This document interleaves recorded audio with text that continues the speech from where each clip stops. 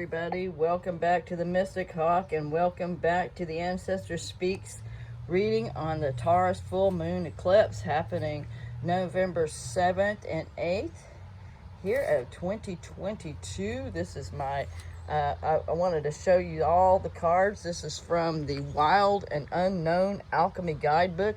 My, what I call the Lemniscate or the Infinity readings, because we have one side of the loop over here. The other side is over here, and this is 0 point.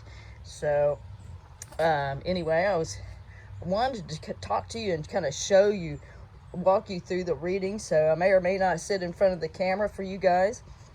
We'll just see how it goes, because when I look down, I start having one of my coughing fits, and I don't want to do that because I want you to hear what I'm saying. So, this is like pre-eclipse, or the stuff that's being eclipsed out. Remember, we have the South Node in Scorpio. So this is all the stuff that needs to go. This is basically the 0 point that we need to be so we can twist the loop, okay? Twist the loop and end up over on this timeline. So basically, these are two different timelines. Well, they don't want me to talk about this because this eclipse, see, here we go, is very powerful. So, how do we get over here to the golden timeline? First, we have to start over here at this side. And I'm just going to kind of pan through it, get my act together, and I'm going to sit in front of the camera, so I'm sitting up straight and not bending over. And whatever kind of dust is out here that's getting to me won't make me cough as bad, okay? So there it is. This is the setup. And I'll be sitting down in front of the camera here in just a second and tell you what all this means. Okay, here we go. Well, hopefully my allergy attack has subsided enough to finish the reading. And one of the things that I was looking at, like I was saying, it's like two different timelines going on. And this is definitely a portal that we're going through where there's two very different realities that we can find ourselves in. We can stay in the darker smoke and sulfury reality of what we have been going through, or we can shift over to the golden stream timeline, okay? And what I mean by that, I want to talk about the old timeline first because it's going to sound very familiar. Perhaps some of you have gone through this in the past. And I wish I could like talk about the cards and look at them, but when I look down, it's no go for the voice. So this is the oil of vitriol, and this is the green lion eating the sun. There we go. And the green lion eating the sun, that's a lot of pain and resentment that has been suppressed over time. You know, that vitriol, that's you know, that really negative stinking thinking. It could be hatred, it could be, you know, just really acidic, corrosive words and thought and energy around a particular situation, perhaps to the point where somebody loses their shit and starts yelling, you know, or wanting to eat the sun, which is that kind of anger or rage, that level of frustration takes over and eats the sun. This is where we can self-sabotage, you know, just by flipping out in a situation at work or in a relationship and just start, you know, saying all the shit that we can't stand about the situation, or doing or saying something that you cannot take back. And that, as you notice, the way I like to look at this card, instead of the lion eating the sun, it's like, excuse me, it's almost like a projectile. This golden sun is like a projectile as he's screaming it out, and it goes over to this Pluto card here, and you notice there's also a golden ball right there on Pluto, so it kind of goes over to this card. So Pluto, so the lion shoots it over to Pluto. This is the card of death and destruction. Of course, we're in the Scorpio South Node, so this is all the stuff that needs to be processed out. So we can look at this side of the loop as the South Node, and the other side of the loop as the North Node. And this is actually what's going on during the eclipse. And we do have, you know, Pluto energy that's really you know, in the very last degrees, getting ready to move over to Aquarius, in the very last degrees of Capricorn. And it's still really heavy energies, a lot of things going away, you know.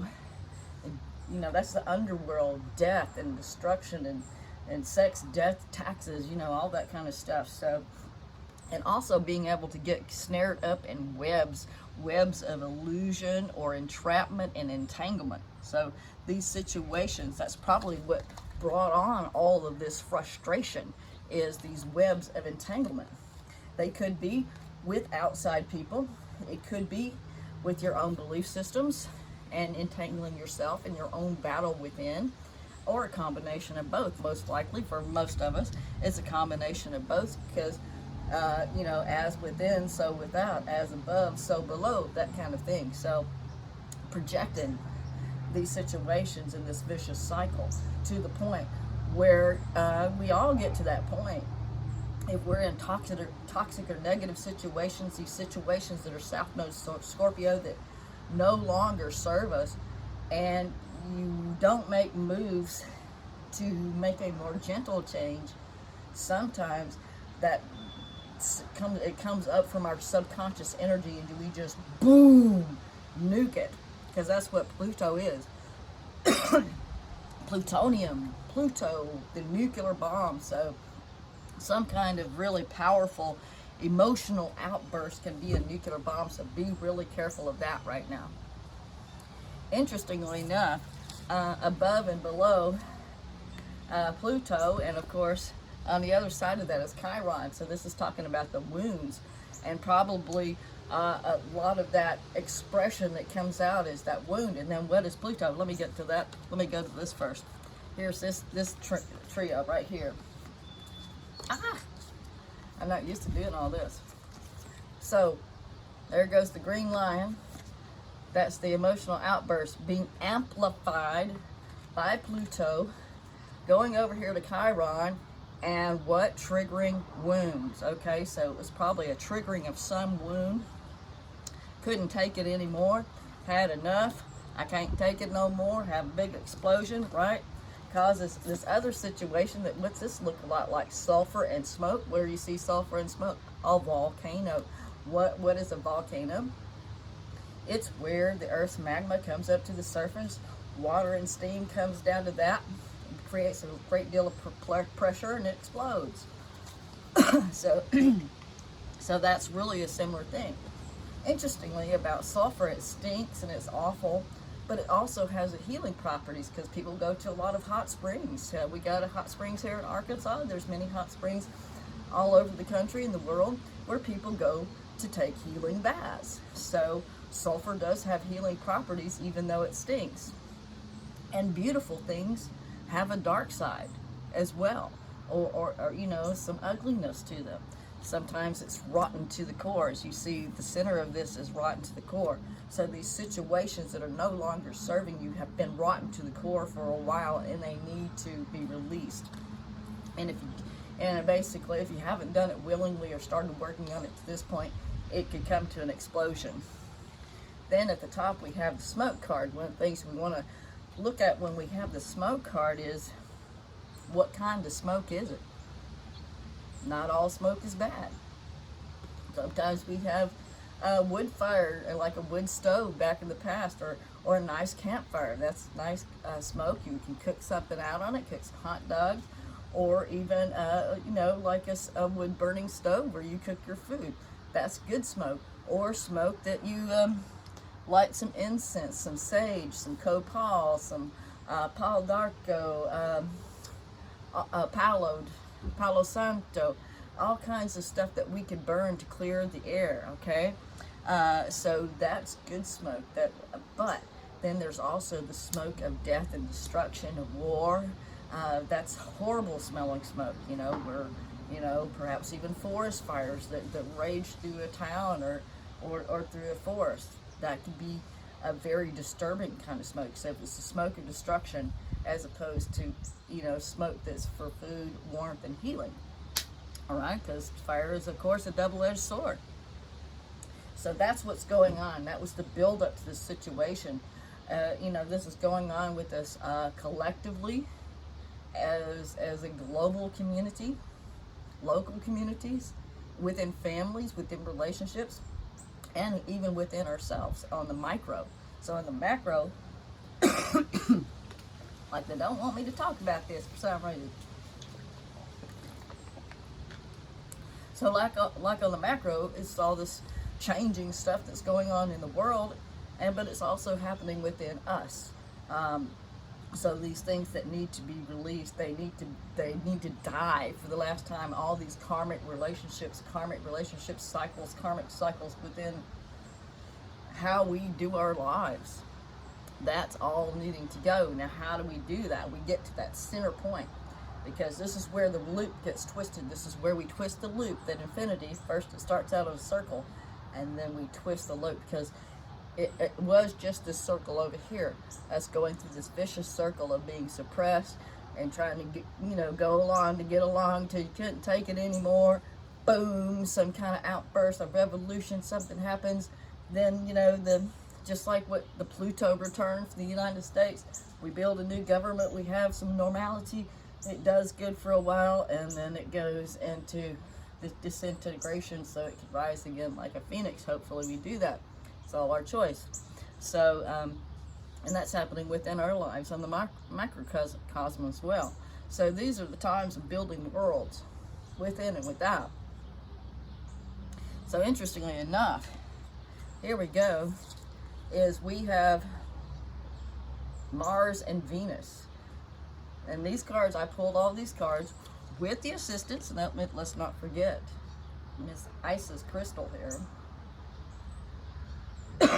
This crystal, actually, I was, dang it. Thank you for being patient. I was pulling this crystal out to sell. It's got 3 keys in it, very nice etchings. This is an Isis crystal, 5-sided face. So the main face has 5 sides to it. I don't see it, there it is. You can see it pretty good. And then all of these etchings in the back. And what is this? It has a bunch of ridges from where another crystal was with its etchings. And this creates a lot more surface area on this crystal, so it has a lot more storage power. This crystal is able to download, so as you're downloading information, it can store a whole lot more because there's so much more surface area on it.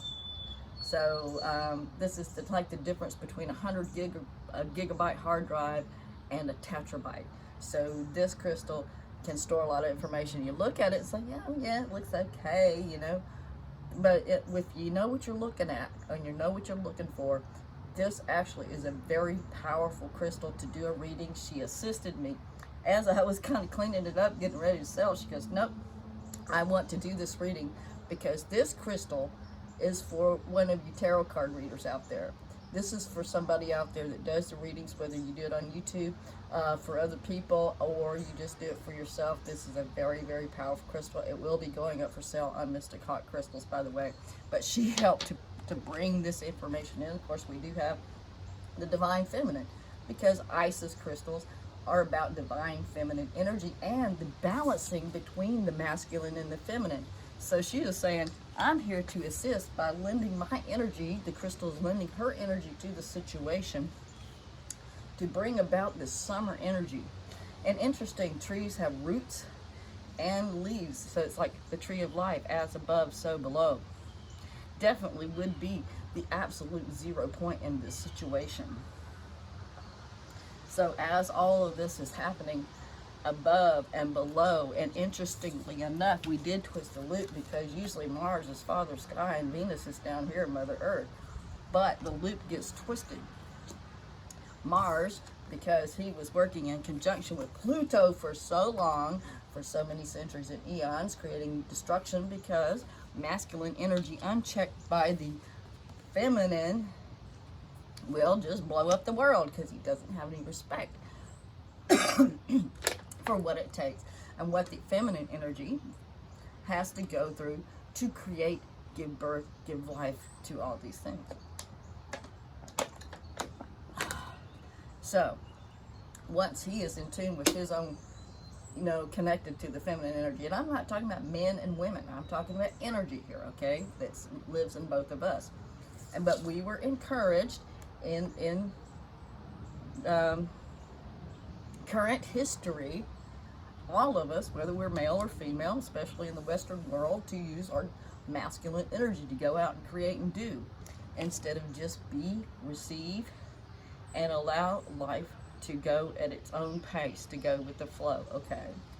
So going with the flow, following the feminine energy is the way. We got to twist the loop and go from trying to control and dominate with the masculine energy to receiving and allowing to be connected to spirit, as above, so below, because the feminine energy can do that. Even Chiron, if you ever listen to the Chiron series, Chiron says that back in Lemuria, that most of the shamans were women, because women have the automatic connection to spirit in that way. Doesn't make us better than men or not, but it was just because that's just the way it was. Everybody just accepted that because women were deeper and more spiritual and more focused. And so that's the way it was in Lemuria. So we're kind of going back to those old times. Let me catch my breath for a second. Probably a bunch of ragweed. That's usually what gets me in the fall. Yep. Especially right before everything dies off for good. So finally got some rain and it's blooming. It's gold. That's interesting because here we are, gold. So that's what happens as we twist the loop. We switch over here to the golden timeline. Very interesting. We move in. Here is another planet. So we have Mars, Venus, Chiron, Pluto, and the Sun card here. So the Sun is pretty much the opposite of Pluto. I mean, come on, it is the opposite in our solar system. The Sun being the biggest body within our solar system, Pluto being the smallest planet. I mean, so small it got demoted from being a planet.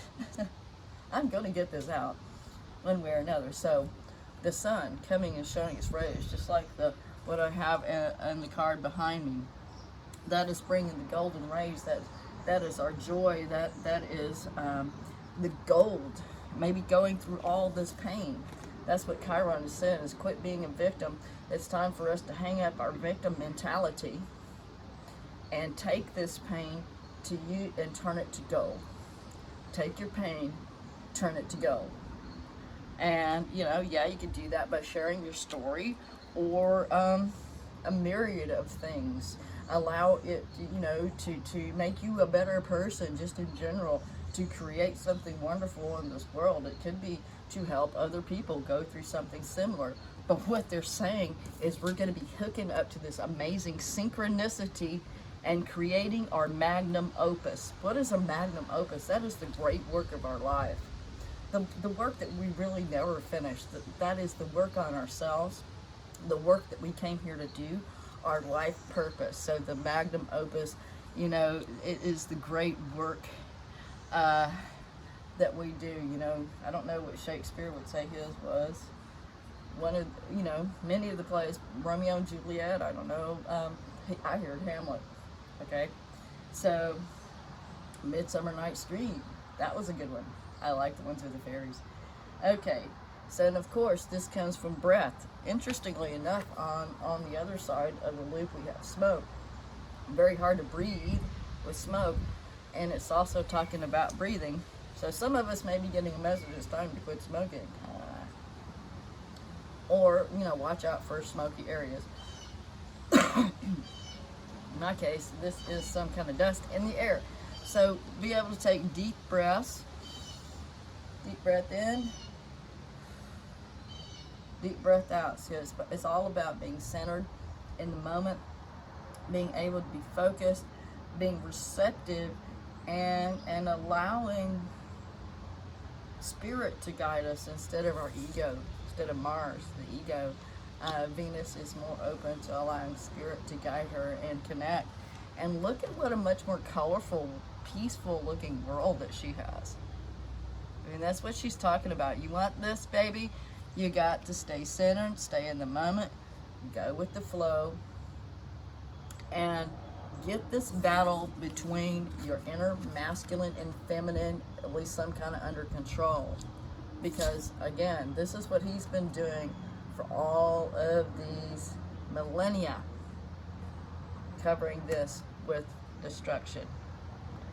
Because he wants to be empowered now. If they work together, then comes the sun, the golden years, the golden timeline, and the magnum opus. Being in synchronicity with each other, being in synchronicity with the world and with the divine. Because it takes both of them. You can't just sit back and receive and dream. You also need the masculine energy to take action, but small doses with Mars right now. Especially retrograde in Gemini, and he doesn't know which way he wants to go.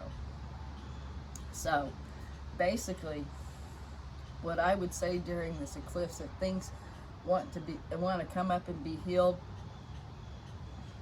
I'm hearing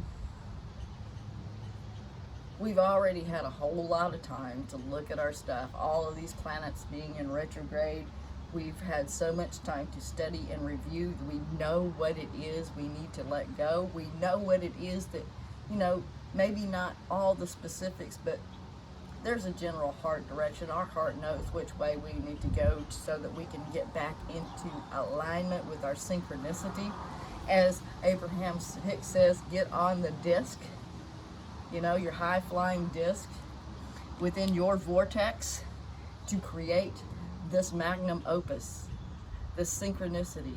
It is done through the breath, through the light of the sun and the energy of the light of the sun. And I'm hearing with the joy of a child playing and creating. Have fun creating whatever it is that you're here to do. A painting, a work of art, a YouTube channel.